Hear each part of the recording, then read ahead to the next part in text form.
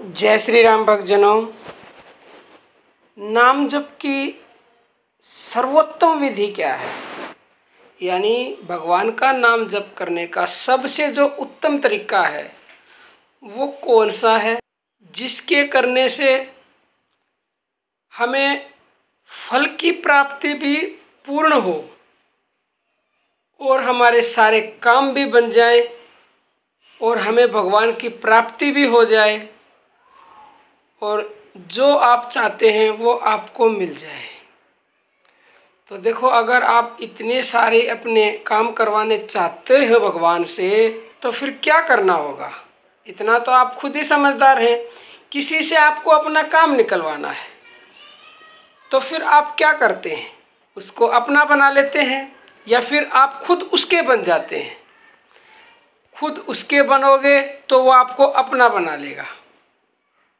पहले आपको उसका बनना है, मतलब पूर्णतः आप उसके हो जाओ, जिसको भी आपको अपना बनाना है। फिर वो स्वयं आपको अपना बना ही लेगा और आपके सारे काम निश्चय ही कर देगा। तुलसीदास जी ने कहा है, होई राम को नाम जपू, तुलसी तजी को समाजू। अर्थात भगवान का होकर ही भगवान का जप करो। पूर्णतः अपने आप को भगवान के हवाले कर दो, सौंप दो, अपने आप को अर्पण कर दो उसके सुश्री चरणों में कि हे भगवान, मैं आपके चरणों में समर्पित हूँ। तो भगवान आपको जरूर अपनाएंगे, क्योंकि भगवान शरणागत को जरूर शरण देते हैं। एक और बात है, वो है कि जब भी हम भगवान के नाम का जप करते हैं, किसी भी भगवान के नाम का आप जप करते हो, तो सबसे खास बात है ये कि आप जिस भी भगवान के नाम का जप करो, उसी भगवान के रूप का, यानी उसके स्वरूप का चिंतन भी होना चाहिए। अर्थात कहने का अभिप्राय ये है कि अगर आप भगवान राम को जपते हैं, उसके नाम को जपते हैं, तो भगवान राम का नाम लेते ही तुरंत आपके मन में, आपके दिलो दिमाग में भगवान राम का स्वरूप ही आ जाना चाहिए। मेरे पास कई बार कमेंट आ चुके हैं ऐसे कि हम भगवान राम को जपते हैं तो हमारे मन में भगवान कृष्ण का स्वरूप आ जाता है। पहली बात तो ऐसा हो ही नहीं सकता। किसी के साथ हो भी रहा है तो ये गलत है, आपको फल नहीं मिलेगा ऐसे। अब देखो, ये एक प्राकृतिक प्रक्रिया है कि अगर आप अपने पिताजी को पुकारते हैं तो पिताजी का स्वरूप आपके मन में आ जाता है। भाई को पुकारते हो, भाई का स्वरूप आ जाएगा। माँ को पुकारोगे, माँ का स्वरूप आ जाएगा। तो ये तो एक प्राकृतिक प्रक्रिया है कि जिसका भी आप नाम लोगे उसका स्वरूप आपके अंतर दिल में, अंतर मन में अपने आप ही आ जाता है। किसी को अगर अपने आप नहीं आता तो आप पहले शांति से बैठें और उसका स्वरूप अपने मन में निश्चित कर लें। तो धीरे धीरे प्रभु की कृपा से आपके मन में भी उसका स्वरूप आने लग जाएगा। जिस भी भगवान के नाम का आप जप करते हो, कृष्ण का करते हो तो कृष्ण का आना चाहिए, राम का करते हो तो राम का, शिव जी का करते हो तो शिव जी का।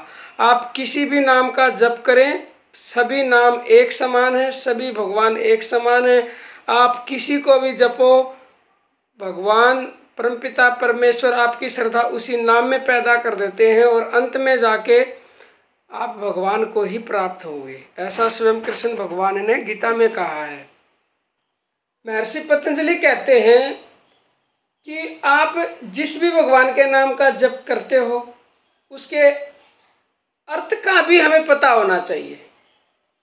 अर्थात नाम लेते जाओ और उसको याद करते जाओ, उसके अर्थ का एक तरह से चिंतन करना है। अगर जैसे श्री राम जय जय राम एक जो महामंत्र है भगवान श्री राम का, आप उसका जाप करते हो तो उस महामंत्र का जो अर्थ है ना, उसका भी अर्थ आपको पता होना चाहिए। उस महामंत्र का अर्थ आप समझ जाएंगे तो आपको पूर्ण लाभ होगा। संपूर्ण यानी पूरा फल चाहिए, अति शीघ्र फल चाहिए, तो आपको इन बातों को ध्यान रखना ही होगा। वैसे तो ये हमारे शास्त्रों में वर्णित है कि भगवान का नाम आप मजबूरी में भी ले लेते हो तो भी हमें उसका फल जरूर मिलता है, परंतु किसी भी चीज़ को आप समझ के करेंगे, उसके स्वरूप का चिंतन करके करेंगे, उसका अर्थ जान के करेंगे, तो फिर ये बताने की बात नहीं है कि उसका लाभ तो कई गुना ज़्यादा मिलेगा आपको। और अगर कभी हमसे कोई भूल हो गई है, नाम जप करना भूल गए हैं, भगवान का नाम भूल गए हैं, तो उस परम दयालु परम पिता परमेश्वर से हमें माफ़ी मांगनी चाहिए कि हे प्रभु मुझे माफ़ कर दो, मुझसे बहुत बड़ी भूल हो गई है। क्योंकि ये जो मन है ना, जब हम भगवान का नाम जप करते हैं तो इस मन का तो कार्य है, ये इधर भागेगा उधर भागेगा। तो भगवान से आप क्षमा मांगो। जो भगवान आपकी मदद करेंगे वो आप अपने आप नहीं कर सकते। भगवान परम शक्तिशाली हैं, वो आपके लिए सब कुछ कर सकते हैं। तो आप उनसे ऐसी गुजारिश करें कि हे प्रभु ये मन मेरा बड़ा मूर्ख है, अज्ञानी है, ये इधर उधर भागता है। तो थोड़े से दिनों के बाद ये मन फिर कहीं भागेगा नहीं, क्योंकि इस मन को जब नाम का नशा चढ़ जाएगा तो फिर ये इस नशे में इस तरह से मदमस्त हो जाएगा, क्योंकि इससे बड़ा कोई नशा नहीं है। शुरुआत में इस मन को लगाओ उस नाम जप में, फिर ये अपने आप लगने के लिए मजबूर हो जाएगा।